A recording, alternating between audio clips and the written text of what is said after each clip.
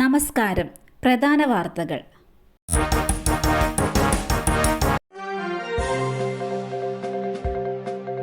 കൂടൽമാണിക്യം ക്ഷേത്രത്തിലെ ജാതി വിവേചനം. ബാലുവിന്റെ രാജി ദേവസ്വം ഭരണസമിതി സ്വീകരിച്ചു. ഇന്ന് ചേർന്ന യോഗത്തിലാണ് ദേവസ്വം ഭരണസമിതിയുടെ തീരുമാനം. ബാലു രാജിവെച്ച ഒഴിവ് കേരള റിക്രൂട്ട്മെന്റ് ബോർഡിന് ഉടൻ റിപ്പോർട്ട് ചെയ്യും. മെഡിക്കൽ ലീവ് അവസാനിക്കാനിരിക്കെയാണ് ഇരിങ്ങാലക്കുട ദേവസ്വം അഡ്മിനിസ്ട്രേറ്ററുടെ ഓഫീസിലെത്തി AV ബാലു രാജിവെച്ചത്.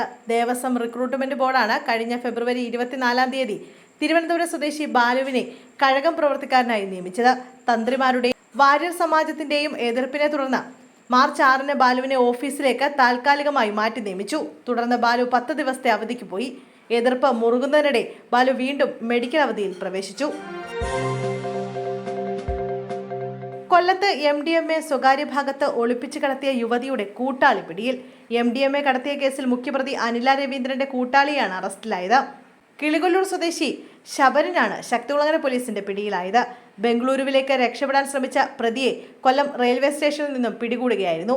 നഗരത്തിൽ വിദ്യാർത്ഥികളെയും യുവാക്കളെയും കേന്ദ്രീകരിച്ച് ലഹരിമരുന്ന് വിൽപ്പന നടത്തുന്ന ആളാണ് പ്രതി. ശരബിന് നൽകാൻ വേണ്ടിയാണ് അനില 90 ഗ്രാം MDMA എത്തിച്ചത്. കേസിൽ യുവതിക്ക് ലഹരിമരുന്ന് വാങ്ങാൻ ഇടനില നിന്നയാളെയും ബംഗളൂരുവിലെ വിൽപ്പനക്കാരനെയും കണ്ടെത്താൻ അന്വേഷണം തുടരുകയാണ്. പേരയ്ക്ക പറിക്കുന്നതിനിടെ കാൽ വഴുതി കിണറ്റിൽ വീണു. വീട്ടമ്മയ്ക്ക് ദാരുണാന്ത്യം. മലപ്പുറം തിരുനാവായ പട്ടർനടക്കാവ് സ്വദേശി കരിങ്കപ്പാറ വീട്ടിൽ സുഹറയാണ് മരിച്ചത്. 46 വയസ്സായിരുന്നു. വീടിന്റെ ടെറസിൽ നിന്ന് പേരയ്ക്ക പറിക്കുന്നതിനിടെ കാൽ വഴുതി കിണറ്റിൽ വീഴുകയായിരുന്നു. പോലീസ് സ്ഥലത്തെത്തി തുടർ നടപടി സ്വീകരിച്ചു. വൈകിട്ട് 3 മണിയോടെയാണ് സംഭവം നടന്നത്. തിരൂരിൽ നിന്നുള്ള ഫയർഫോഴ്സ് എത്തി മൃതദേഹം പുറത്തെടുക്കുകയായിരുന്നു. മൃതദേഹം താലൂക്ക് ജില്ലാ ആശുപത്രി മോർച്ചറിയിലേക്ക് മാറ്റി. പോലീസ് ഉദ്യോഗസ്ഥന് കുത്തേറ്റു. കഞ്ചാവ് പിടികൂടുന്നതിനിടയിൽ പോലീസുകാരന് കുത്തേറ്റു. തിരുവനന്തപുരത്ത് കരമനയിലാണ് സംഭവം. ജയചന്ദ്രൻ എന്ന പോലീസുകാരനാണ് കുത്തേറ്റത്. ബൈക്കിൽ വിവരമന്വേഷിക്കാൻ പോയതാണ് പോലീസുകാരൻ. എന്നാൽ പ്രതിയെ ഇതുവരെ തിരിച്ചറിഞ്ഞിട്ടില്ല. കഞ്ചാവ് സംഘത്തിനടുത്തേക്ക് കടന്നു ചെന്നപ്പോൾ അവർ കത്തിയെടുത്ത് കുത്തി പരിക്കേൽപ്പിക്കുകയായിരുന്നു.